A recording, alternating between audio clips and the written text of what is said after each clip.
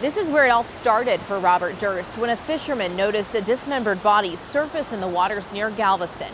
A jury found him not guilty of murder, but the judge who presided over the case says it's haunted her ever since.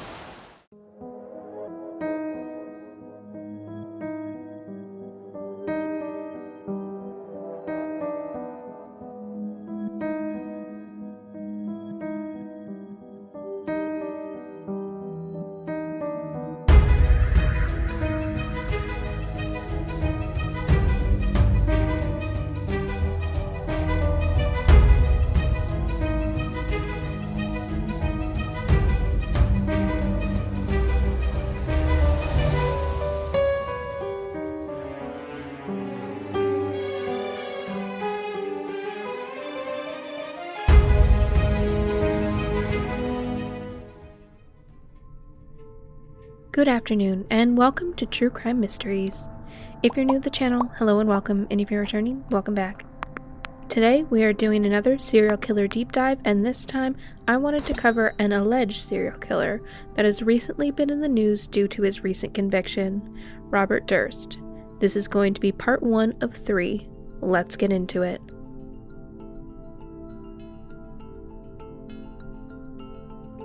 Robert Durst, the would-be heir of multi-millionaire Seymour Durst, had been set to inherit an empire. However, multiple allegations of deceit, murder, and wild and violent outbursts caused him to be pushed far away from his family and far away from the legacy company that could have been his. Those closest to him often met violent, untimely, and unsolved ends. Until now. Robert Allen Durst was born on April 12, 1943, to Seymour Durst and Bernice Herstein. He and his 3 younger siblings, Douglas, Thomas, and Wendy, were raised in Scarsdale, New York, just north of the city where the family built their fortune. While Durst later became infamous in his own rights, he was born into a family whose name carried a lot of weight and wealth in New York City. Joseph Durst, Robert's grandfather, had built a billion-dollar real estate empire with the Durst Organization, starting with his first building purchase in 1912.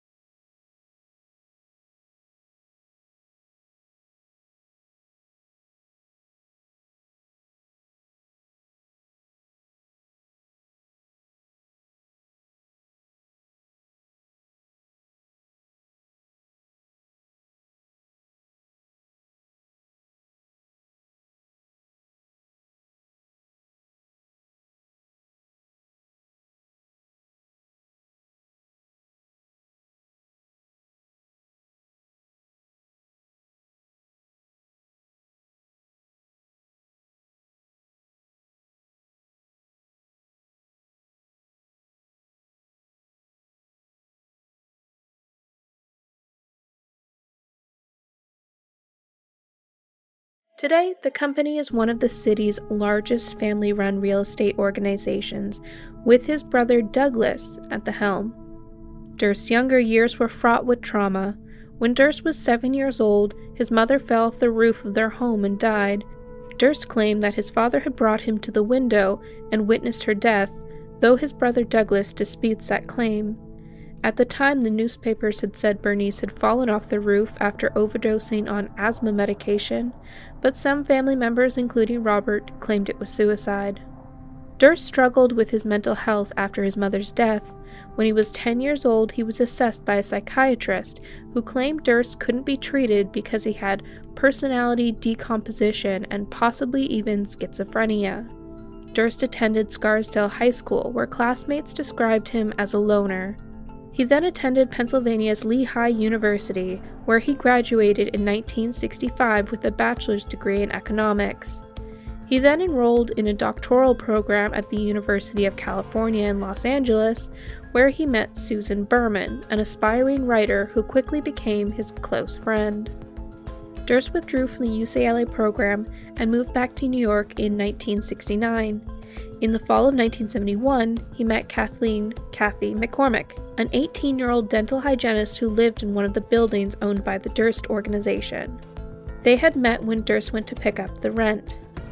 Kathy had just moved to New York City from Long Island. She was a bright, charming young woman who was incredibly warm and likable the moment she walked into a room. The two instantly hit it off. Kathy didn't mind his cool affection and described him as sweet and sensitive. In the early 1970s, Durst opened a health food store in Vermont called All Good Things. After just 2 dates together, Durst asked Kathleen to move into his home near the store, and in January of 1972, she took him up on the offer. The couple were smitten, though there were many times when the couple's 10-year age gap caused issues. The two also came from 2 totally different worlds. Durst from wealth and power, Kathy came from a modest Irish Catholic household. She had very much been swept up in the lifestyle that came along with being a Durst. A year later, after pressure from his father to move back to New York City and work for the Durst organization, Robert closed his health food store and moved back to the city with Kathleen. On Durst's 30th birthday, April 12, 1973, the two were married. Their marriage had started off a loving one, but when they moved from Vermont back to New York, there had been a remarkable change. Kathy said that Seymour Durst brought out the worst in Bobby, and he had turned into a completely different person from the man she fell in love with in Vermont. At first, Bobby loved showing Kathy off, taking her to the best and biggest events in New York and showing her his world. It was a world where Kathy shined brightly, and even Seymour approved of his new daughter-in-law. But as time went on, Robert's affections turned even colder, and for a long while Kathy kept just how miserable she was to herself. Occasionally, she would drop hints that Robert had an anger problem. At first, it was just yelling, then turned to pretending to hit her, but each year the hints would get worse and worse, until eventually they were no longer.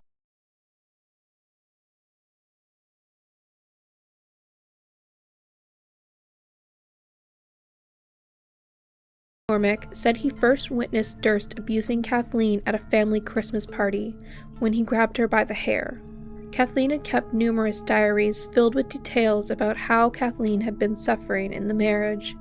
Robert was cheap and, despite having a vast bank account, watched over every penny that Kathleen spent. People never understood why the budding socialite, married to a millionaire, was working so hard in medical school to become a doctor. She would laugh and tell people it was her calling and that she wanted to have a career on her own, but becoming a doctor also would give her some freedoms, money that she earned herself and could be spent or saved as she needed. A few years into their marriage, Durst had dropped a bombshell. He didn't want children, which devastated Kathy. She poured her disappointment into school, but it had caused a fracture in their relationship that never quite repaired. Durst said that he might consider adopting, which had given Kathy a little hope, but every time she set up an appointment with an agency, Durst refused to go. In 1976, Kathy got pregnant. Durst was enraged and accused her of getting pregnant on purpose. He forced her to get an abortion, threatening divorce if she didn't.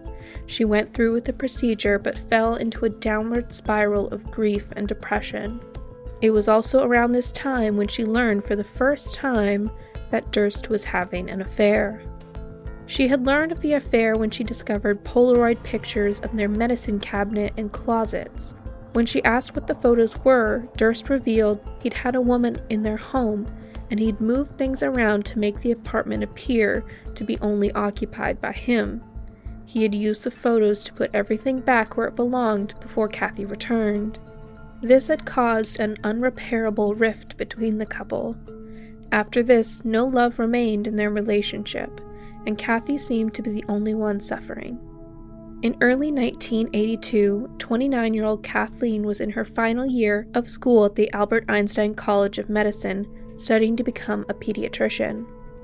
That same year, she was treated for facial bruises at the Bronx Hospital. She had confided to a friend that Durst had beaten her when she confronted him about another affair. She knew he'd taken up with a woman named Prudence Farrow, the same Prudence that the Beatles sang about in Dear Prudence. The stresses of medical school alone were crippling enough, but the near-daily physical and emotional abuse was breaking Kathy. She began to drink excessively and use drugs to cope with the abuse. She barely slept or ate, and friends noticed their once bubbly, bright friend was a shell of her former self, detached and constantly frayed and nervous. In the beginning, it was Prince Charming and Cinderella. Time went by, I would say that it became more and more violent. When I was in law school and she was in medical school, I had call forwarded to where I was, and she would call me late at night for hours about his violence. She said to me, Gilberta, promise me if something happens, you'll check it out. I'm afraid of Bobby. And I just said, Kathy, of course. You're angry that this can't be happening. You're basically in disbelief. Kathy had a heart of gold. She loved Bob. She absolutely loved him at the very beginning. And he was good to her. I believe he loved her. Kathleen wanted a divorce and began telling friends that she was going to leave Durst once she finally finished medical school. Durst caught wind of that, and in response, he canceled her credit cards, removed her from their joint bank account, and refused to pay for her next semester's college tuition. She then demanded a divorce and $250,000 settlement. She had told friends she was threatening Durst. She claimed to have proof that Durst had been embezzling money from his father and had made fraudulent claims on his tax returns as well as her own. Soon before Kathleen disappeared, she was at her New York City apartment with two friends, Bill Stevenson and George Kearns. According to Bill, he had gone to the city multiple times to help Kathleen plan an escape from her violent marriage. One morning, Bill said Durst showed up at the door, threw a wad of cash at Kathleen's face, and said, "This isn't happening," referring to the divorce. Kathleen told Robert she was done and moving to Delaware.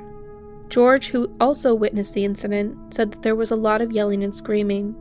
He said, "Whatever happened could have happened that morning if we hadn't been there. I mean, he had just no control over himself, just kind of out of his mind, angry." 10 days later, Kathleen was gone. Kathleen was last seen alive on January 31st, 1982. She had attended a dinner party without Robert at her friend Gilberte Najami's home in Connecticut. She had shown up unexpectedly and, according to Gilberte, wasn't acting like herself. While Kathleen typically wore high-quality clothes, she showed up in red sweatpants. She was also visibly upset when she arrived at Gilberte's. Durst called her multiple times during her visit, screaming through the phone for her to come home. Though she didn't want to, she eventually left the party to return to their house in the South Salem hamlet of Westchester County, New York. Gilberte said in an interview, "The last conversation that I had with Kathy was a very powerful conversation. As she was leaving my house, she turned to me and said, 'Gilberta, promise me if something happens to me, you'll check it out. I'm afraid of what Bobby might do.' It was the last time anyone besides Robert sees Kathleen." Kathy told anybody who would listen, all her friends, if anything ever happens to me, look to Bob. Bob did it. Don't let him get away with it. The moment Kathy disappeared, I knew that Bob had done away with her. I was hoping against hope that really maybe he had just beaten her up and we'd find her some way, but I knew she was dead. According to him, he and Kathleen argued that night. Kathleen wanted to go to their apartment in the city instead of staying at the house, so he dropped her off at the Katanoa train station to get the 9:15 p.m. train to Manhattan. Afterwards, as he told the New York City Police Department, he went for a walk, had a drink at his neighbor's house, spoke with Kathleen on a payphone, and then went to bed. The neighbors he allegedly had seen, Bill and Ruth Mayer, later testified that Durst lied to the police and that he never visited them on the night of Kathleen's disappearance. Ruth also testified that Kathleen had told her in private that Durst was abusing her. Though Ruth encouraged her to report it, Kathleen was afraid to. Before her disappearance, Kathleen had made plans to meet Gilberte at a pub in Manhattan, but Kathleen never showed. Gilberte was worried and called the police several times over the next few days after not seeing or hearing from Kathleen. On February 4th, Kathleen's college called Durst and said she'd called in sick on February 1st and had missed a full week of classes. And so, on February 5th, Durst reported his wife missing. Detectives wondered why Durst had waited so long to report his wife missing. He He very calmly explained that he and Kathy often spent days apart when she was working and studying so much at the hospital. He was described as completely calm and unmoved. He seemed completely unfazed that his wife had been missing for several days. What had made things even more peculiar, he took to the press soon after, offering a $100,000 reward for information leading to her safe return, though he later reduced it, saying the original article had made a mistake. Kathleen's family found out in the newspapers, having no idea that Kathleen had gone missing. Due to his high-profile status, the disappearance, and Durst himself gained a lot of media attention, so his longtime friend Susan Berman stepped in as his unofficial spokeswoman, making statements and answering questions on his behalf. During the initial police investigation, the doorman at Kathleen and Durst's Manhattan apartment building claimed to have seen Kathleen at the building on February 1st, but he only saw her from behind and far away, so he wasn't certain if it was her. He later told investigators that he hadn't seen her at all, and that he actually might not have even been working during that time. 3 weeks after Durst reported Kathleen missing, the building's superintendent found her belongings in the building's trash compactor. Kathleen's friends took her disappearance into their own hands and broke into Kathleen and Durst's South Salem home in hopes that they'd find her. They'd either find her or find clues to her whereabouts. When they arrived, the house had been turned upside down. Kathleen's mail had been ripped open and her belongings were stuffed into the garbage. In their Manhattan apartment, Durst had thrown so many belongings into the garbage chute that led to the building's incinerator that the building manager asked him to stop because he was clogging up the chute. He threw out her clothes, medical school books, jewelry, everything that belonged to Kathy. When Kathy's friends had been searching the South Salem home, they also found an itinerary that they thought had been written by Durst. I went through his garbage, and I found that he was throwing her things out right away. Within 5 weeks at least of her disappearance. He knew she wasn't coming back. It outlined every single thing he did that night that Kathleen went missing, as well as the days following. They passed it on to the lead detective working the case, who agreed it was an odd thing to do. Innocent people don't need to write down an exact minute-by-minute recounting of their day, though someone who needed to keep their lives straight might.